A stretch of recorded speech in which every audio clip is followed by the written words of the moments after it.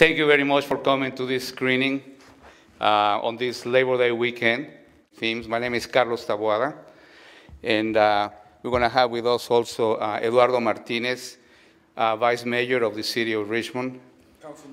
Council member, of course. And Mike Hutchinson from the Oakland Unified School District, who will share with us his experiences fighting for public education. And we also hear from Steve Zeltzer from Defend Public Education Now and the Labor Video Project. Well, this is a very, very interesting movie. I'd like to just say a few words just to introduce the title of the movie. Why is it called A Backpack Full of Cash? And you will see that behind this, this approach taken by the charters, it's a blunt, naked attempt to smash our community of those of us that believe that public education should remain a public enterprise. Those of us that form a community because we share certain values, certain cultural, political values that bring us together. That's not the view taken by the charter schools. They take a very disarming, in the sense that it takes away our unity view. According to the charter enterprises, the charter entrepreneurs, the money, our tax money that the state allocates to our school districts to give education, to form and inform our children, belongs to us, correct? I think it is, we will agree, it is our money, not only because it comes from our taxes, but because it's given to our school district, a district whose governing board is elected by us. We have 125,000 voters in the West Contra Costa Unified School District. And I think that it is a righteous affirmation to say that it is our money. That's not the view that the charter schools take. According to the charter schools, that money doesn't belong to us, belongs to the students. The money follows the parents, the students, and they are exercising their choice when they decide that they're going to send their children to a charter school. It is their choice, but it is our money. It is our money. And they are fragmenting our community because the idea that they are projecting is that what brings us together is the mere market relationship of buying and selling. Their money, just think about this, the monies that the charter school entrepreneurs put into their chains, into their school franchises, is guaranteed by the federal government under some legislation called New Markets Tax Credit. They receive a 39% 7-year federal income tax credit on every dollar that they put into the schools. So it is to them a new market, and they are exploiting it at the expense of our children, at the expense of the unity of our community. And we are against that because we are for public school, we are for public education, we are for active community engagement. Charter schools, like we stated in one of the flyers that you saw at the entrance here, they mean to every city where they set foot, they mean lost wages and lost taxes. The Aspire charter chain that you see on Hilltop Mall, right across the street from Walmart, was built with labor imported, non-union labor brought from Nevada to this city. Our city Richmond lost millions of dollars in wages and in taxes. They also create excess costs every student that enrolls in a charter school already had a teacher. Think about that. 2 new charter schools are going to, I was going to say co-inhabit, they're going to co-locate, one in Pinole Middle School and another one in Juan Crespi. They're going to start their first year with 250 students. We're going to pay for their salaries. We're going to pay for the operating cost of their schools. But guess what? Those 250 students already had a teacher. They already had teachers. So it is unnecessary, uneconomical, wasteful expenditure of our resources. And that's what we're fighting against. And this is a phenomenon that is affecting not only West Contra Costa Unified School District. As we will see from the movie, it's an international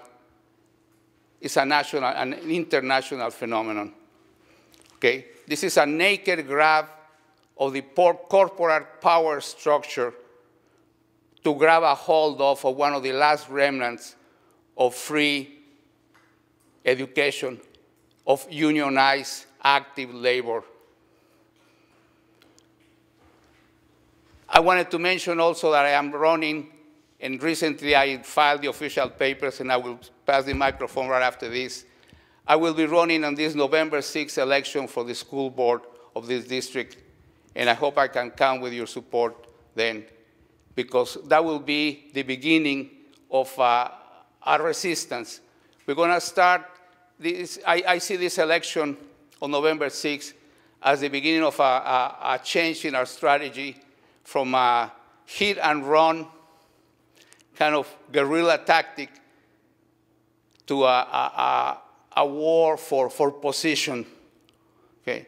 A war to begin to retake our district. And that will start by retaking our school board, our governing school board. Because you should know that out of 5 positions in the school board, 3 have been bought by the charter schools.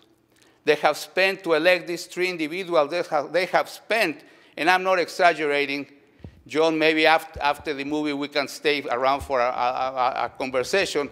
They have spent $1 million. Last year's election was the most, the 2016 election was the most expensive school board election in the United States.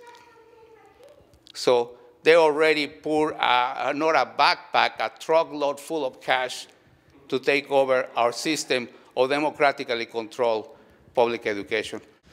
Hello, my name is Eduardo Martinez. I'm a Richmond City Council member. We recently passed a moratorium on building of schools, period. Not charter schools, but schools. We already have schools that are have vacancies. We have enough spaces in the schools that we have to fill, to provide for the students that we have. And there's also other problems which charter schools cause. Some of them were mentioned, which is loss of taxation. And a lot of times, charter schools take prime properties where businesses or light industrial should be, and the taxes and the jobs that those places could provide if they were used for the purposes that they were designated for would actually increase the welfare of the city. I have a difficulty with charter schools mainly because they say they're public. But if they're public, we need to ask these questions. If they are public, why is there not the same transparency that we have with regular public schools? It's not there. If they are public schools, why are the properties that they're buying with our money not district properties as opposed to private properties? So charter corporations are using our money to fatten their wallets. And we need to take back the money that's been stolen from us. Charter schools also claim to provide choices, but the choices that they provide are like how many of you have gone to the drugstore to buy some cough medicine and you find 16 different varieties, nighttime, daytime, every symptom, cough, dry cough, and so there's all these different types. But when you come right down to it, they're all schools, or they're all cough syrups, and studies have shown that charter schools do not provide any higher quality education than regular schools. Charter schools are all over the map, and so are regular schools. And I think the problem that we have is that public schools are failing because the administration is not giving teachers the autonomy that teachers need in order to do the job that is right for the students that they have. So we need to give teachers autonomy. We need to run charter schools. If we're going to have them, we need to run them like regular schools, and we need to make sure that the properties that they invest in are public properties, that the properties belong to the school district that they say that they're part of. My name is Mike Hutchinson. I'm a proud graduate of Oakland Public Schools. In Oakland, we formed an organization called Oakland Public Education Network, and we're members of the Journey for Justice National Alliance. We stand in solidarity with both the NAACP and Black Lives Matter in calling for a moratorium on charter schools. Charter schools are not public schools, period. I'm going to say it one more time. Charter schools are not public schools. And where I live in Oakland, California, we have the highest rate of charter schools in the state of California. Charter schools have devastated our public education system. And so charter schools, not only are they not public, in Oakland and many of the cities where charter schools have been imposed, they've been unwanted and even imposed despite huge community opposition. So in Oakland, where we have 43 charter schools, all but 3 of those charter schools are below 580.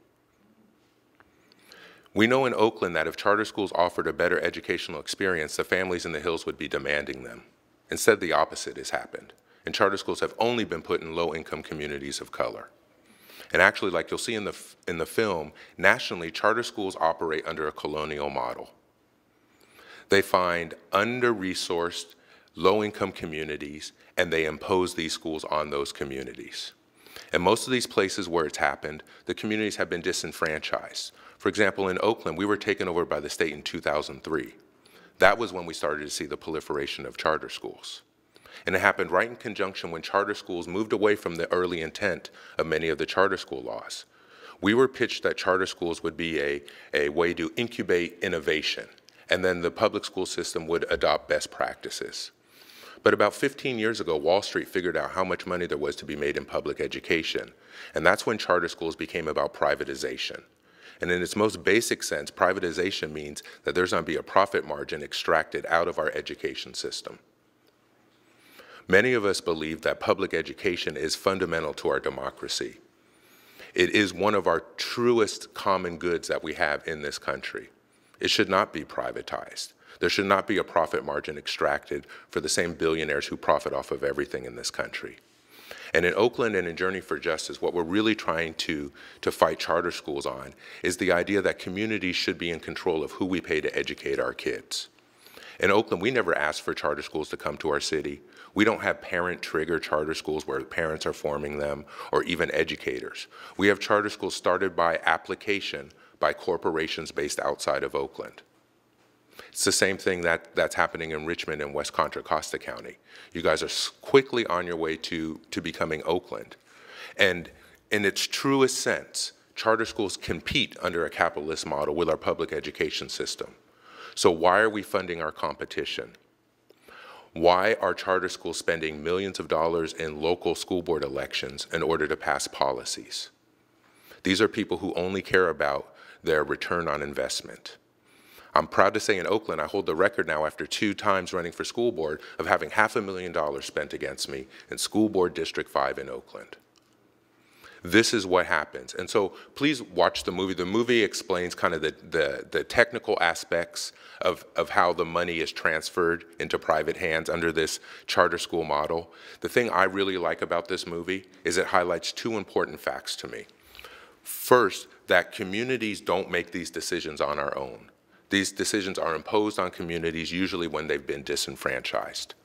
And the other thing that this movie has is at the end they have an example from Union City, New Jersey, which is a positive example of something that maybe we could look to do instead as a community, and really taking time to develop our education system into the model we want it to be, and making sure that we fully resource that model.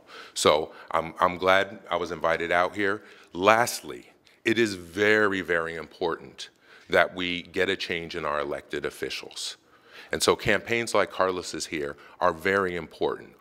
Not only do we need to win the campaigns, because this can't be just a protest campaign. We need to have some victories, and we need to have some true allies on our elected boards as an elected representative. But the other thing that we need to show in a larger sense is where the community is at. We need to change this dynamic we have in the Bay Area where candidates like Carlos can't get supported, won't have a chance, aren't a part of the party machine, so there's no hope in it at all. It's up to us to change that dynamic. And lastly, I was just at the Journey for Justice National Convention in Chicago this week with some really heavyweight national organizers, because we're really trying to fight this on a larger level. And they explained very clearly, we have two kinds of power in this country. We have money power and we have people power. And the only way that we can overcome money power is with the people power that we have. So hopefully people can get on board with Carlos's campaign and others like it. Thank you for coming this evening. My name is Steve Zeltzer, and I'm with, I do a radio show called KPFA Workweek Radio, and I've covered charter schools for many, many years. And Defend Public Education Now, which I'm part of, was formed because basically we need to educate working people in the communities about what charters are, and we need to be able to fight them in a successful way. And one of the big problems is people don't know what charters are. They've been miseducated. They think that they're like public schools, and this is what the charter industry puts out. They're the same as a public school. This is not true. The money is being pilfered off, siphoned off to corporations, Google, other corporations, Facebook, who are making money on the privatization of education. It's a business, and that's why entrepreneurs now are investing in charter schools using our tax dollars. I mean, and Prop 30, part of Prop 30 and these parcel taxes that are being proposed are actually siphoning off money to charter schools. Now, I, as a taxpayer, don't want my taxes going to a charter school. But that's what's being foisted on us, really, and we have to stop it. Now, one of the issues that we have to address is that there is no united campaign in California against charter schools. We have many different struggles against co-location, against corruption, and there are many corrupt charter schools, but there's no united campaign. And Defend Public Education sees the need that we have to unify our fight. When there's a co-location going on at Pinole or another school, there are other co-locations going on in San Francisco at the Malcolm X Academy, where they're trying to bring in a KIPP school. We need to unify these struggles statewide so we have power, because we're fighting the same monster, really. We're fighting the same cancer, and that's why Defend Public Education was formed. And we also believe in exposing the corruption, because these people that are doing this are corrupt. I mean, remember Ron Beller saying, "I'm doing it for you for free," at a meeting where he was trying to get that school. And, well, people at the meeting pointed out, well, you're a multimillionaire. You can do it for free. But these people are not doing it for free. They're doing it for profit. So we have to expose that. And the latest thing, use our public facilities. They get parents, they give them credit to come to school board meetings, to bully school boards, as many of the people at the Richmond City Council said, and they manipulate people and they lie to the people. So we have to get that out in a popular way. We have to educate people, and that's why we're having this screening, to start this education process. I hope you join us. And